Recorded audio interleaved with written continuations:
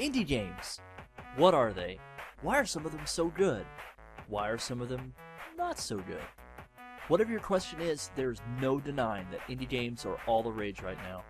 You can't escape them. You're minding your own business and decide, hey, I feel like playing one of my games on Steam. You open up the program and BAM! It's all in your face with indie games, man! Buy them! Just indie games everywhere. So why are they around so much anymore? Beforehand, you only saw games made by big name companies. It's a lot easier to make games than it used to be, perhaps.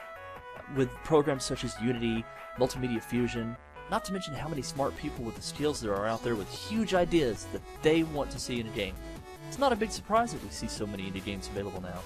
Plus, usually, they're pretty darn cheap. So why am I talking to you about this? Because I'm here to review and talk to you guys about each indie game I play. I want to share with all of you just what I think about all these indie titles coming out. So if you're interested in finding out about all these great titles, then come join me. I'm IndieMike.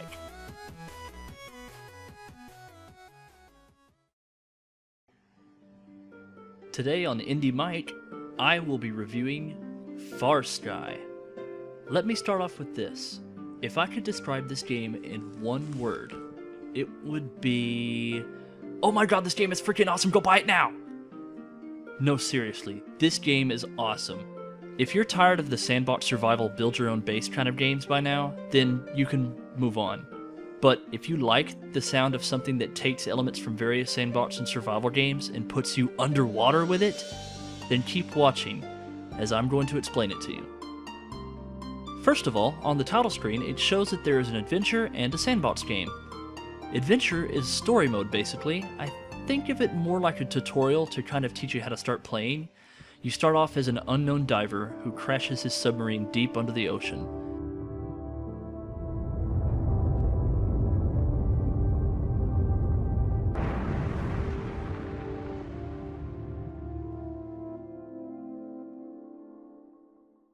After a bit of dialogue, your diver wakes up, notices that he only has limited oxygen, and the female talking to you mentions a base nearby that you can reside in. Convenient! Sure enough, after consulting your map, you find your way to a pre-built base with a few things to get you started. And the female says that if you can reach the surface, you'll be saved. All you need to do now is start working on finding resources to build yourself a new sub and get to the surface. Now, before I get ahead of myself, let's rewind a bit. Let's go back to that title screen. This time, we're going to go into sandbox mode. Seeing as how I haven't completed adventure mode myself, I'm just going to explain what different things you can do in sandbox. First, you'll notice that you can actually set how long the day and night times last, and any starting equipment that you can buy with gold you find in your games. The worlds are randomly generated, so every time you play a new game is a whole new adventure in itself. Unlike adventure mode, this time you only start with 2 items. First is an item called New Base. You plow that new base item on the ground and whoosh! You got yourself a starting base to call home and refill your oxygen at. You walk in and find you don't have much room, but the one thing in there is a main workshop, which seems to let you build equipment, weapon, furniture, and building workshops. The other item you start with is a drill, and wait, are you a Big Daddy? Never mind. You equip the drill, and of course with it you can mine things out of the ground. You'll notice first off that unlike some other well-known sandbox games, the ground is not voxel-based and therefore cannot be mined out. Personally, that doesn't bother me because there are so many other games out there that do that already. In fact, I kinda like it because the ground that you mined, be it sand, dirt, iron, copper, or whatever, will never run out.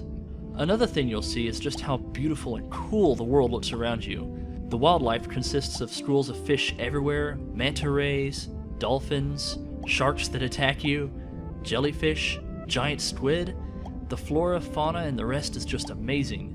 You'll come across seaweed, coral, sunken ships with treasure chests to help supply you, and the deeper you go, the more magnificent it looks.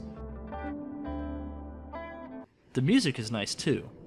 A lot of the time you get just the constant, quiet, yet soothing ambience of the underwater sounds. But occasionally, a song will start playing, and when they do, they fit the tone perfectly.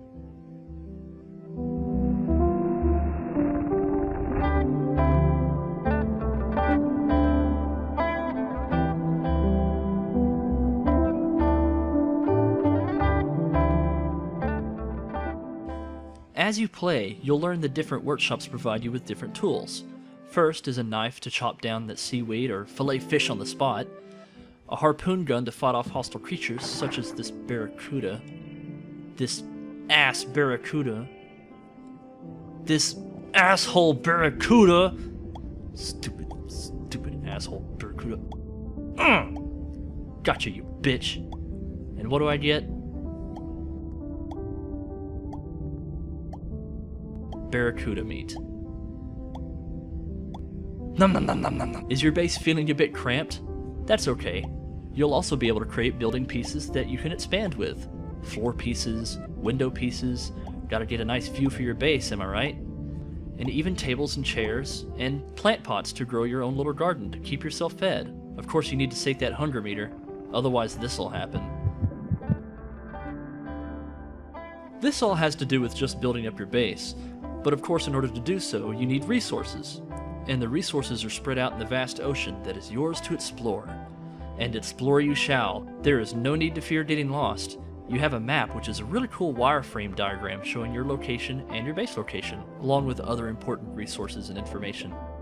You'll learn quickly that you can't really swim, but instead you have these hops. And there is a jump meter, which tells you just how high you can jump before running out, and you can't hop anymore. It's not too difficult when you get used to it though, unless a damn fish is attacking you, then you're screwed. One thing you'll definitely come across is you'll see something on the map you want to go explore, but it may be located way, way deeper in the ocean than your base currently is. You'll find out that you are not equipped to go that deep. Your helmet will crack if you get too close to your max depth. So you turn around, head back to your base, as your helmet magically seals and fixes itself, to find out that you can build more helmets that allow you to go deeper. So when you finally do, you dive deep into the ocean and find that there are more resources to be gathered here, only to find out that you have an oxygen meter that only lasts 3 minutes. So you run back to your base only to die of asphyxiation. But don't worry, when you die, all your stuff is stored safely in a lockbox right next to your grave marker.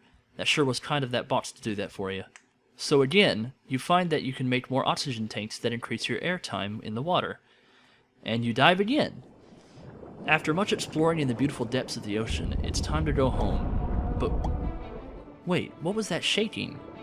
And why is there music that sounds like a battle theme is playing now? Oh well, guess I'll just head— Oh my god! You were killed by a kraken?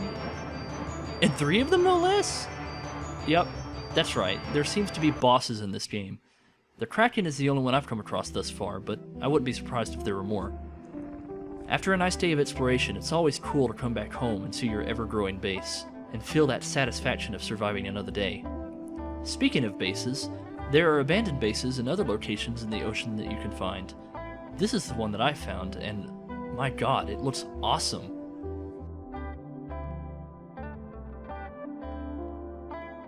But when I went inside, it was flooding and I couldn't stop it, so I just stole some of the goodies inside and ran back home. Back at base, after many successful resource runs, you finally get up enough to build the submarine. You do so and hop in.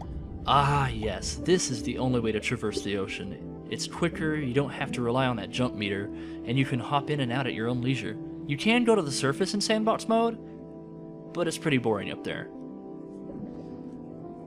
I highly recommend this game for anyone who loves sandbox survival. It is an amazingly fun game, and I don't have hardly anything negative to say about it, other than please make a multiplayer mode FarSky Interactive.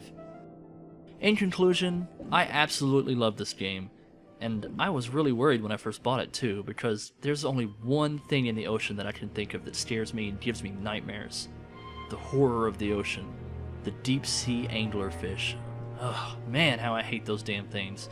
But thankfully this game doesn't seem to have— Hi guys, Skid here. Thanks for watching my video.